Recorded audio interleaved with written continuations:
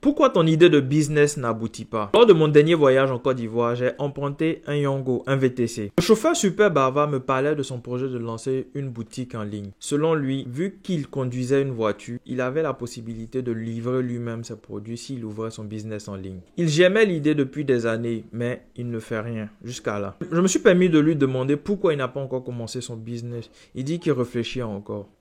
Aujourd'hui, ce cas n'est pas isolé. Il y a plusieurs personnes qui ont ce même problème. Ils ont des idées de business, l'idée est bien concrète dans leur tête, mais ils ne se lancent jamais. Ce sont des personnes qui attendent que le business soit parfait. Ils attendent que tout soit parfait avant de se lancer, mais rien ne va se passer comme prévu. Ces personnes ont une maladie. Je vais vous donner quelques symptômes de cette maladie. Imagine beaucoup de scénarios. Tu as souvent l'idée du siècle, tu sais que ça peut marcher, mais tu te convaincs que tu manques de quelque chose pour débuter. Quand tu trouves ce quelque chose qui te manquait, tu ne trouves plus le bon moment pour te lancer. Tu réfléchis encore et il y a une nouvelle idée qui germe dans ta tête. Et au final, tu te lances jamais. Et ainsi de suite, tu tournes dans la même boucle. Pour sortir de cette routine, une seule solution. Quand tu as une idée, il faut adopter la culture de « je me lance maintenant et je vois après ». Si tu prends l'habitude de te lancer, tu vas te rendre compte que après t'être lancé, il y a des choses que tu ne maîtrises pas ou il y a des choses qui ne sont pas assez bien faites. Et en fonction de toutes ces remarques que tu auras, tu pourras t'améliorer. Revenons au chauffeur de Yongo. Pour ceux qui ne savent pas, Yongo, c'est une structure de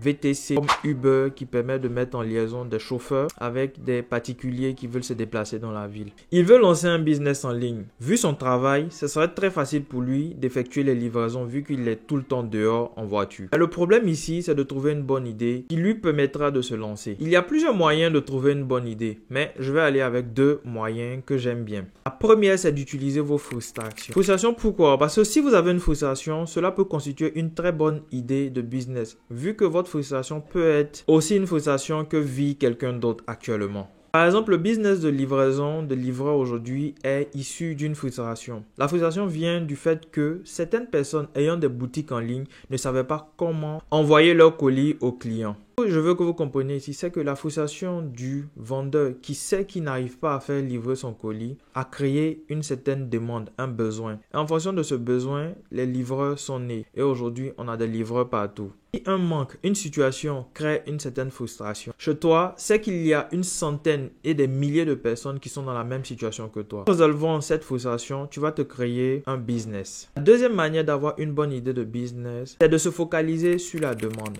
autour d'un marché existant. C'est-à-dire que tu as identifié une frustration qui représente un problème. Trouve un moyen de trouver des personnes qui ont besoin de ta solution. Généralement, tu n'as pas besoin d'aller bien loin. Il y a tes proches qui sont là, qui peuvent déjà acheter, constituer tes premiers clients. Avec tes proches, tu vas te rendre compte que certaines personnes l'ont acheté parce qu'ils avaient besoin de te soutenir. Mais il y aura d'autres qui vont l'acheter parce que tu résous vraiment un problème. Tu apportes une solution à un problème. Si tu remarques qu'ils reviennent vers toi, c'est que tu as une potentielle idée de business qui vient de naître. Donc, tu as le droit maintenant de foncer sans te poser de questions. En fonction de tes revenus, choisis bien les opportunités dans lesquelles tu vas te lancer pour éviter de dire que c'est l'argent ton problème. Lance-toi parce que bien souvent, ce qui te manque, c'est la motivation, rien d'autre. Si tu utilises ces deux méthodes pour avoir tes idées de business, tu vas toujours trouver de bonnes idées de business. Et au final, tu pourras facilement te lancer et changer le cours de ta vie en 2024. Dans les affaires, la chance et l'expérience se côtoient. Ce qui fait la différence entre ceux qui réussissent et ceux qui stagnent, c'est l'action. Certains agissent et d'autres subissent. Agis aujourd'hui et tu verras que c'était facilement possible.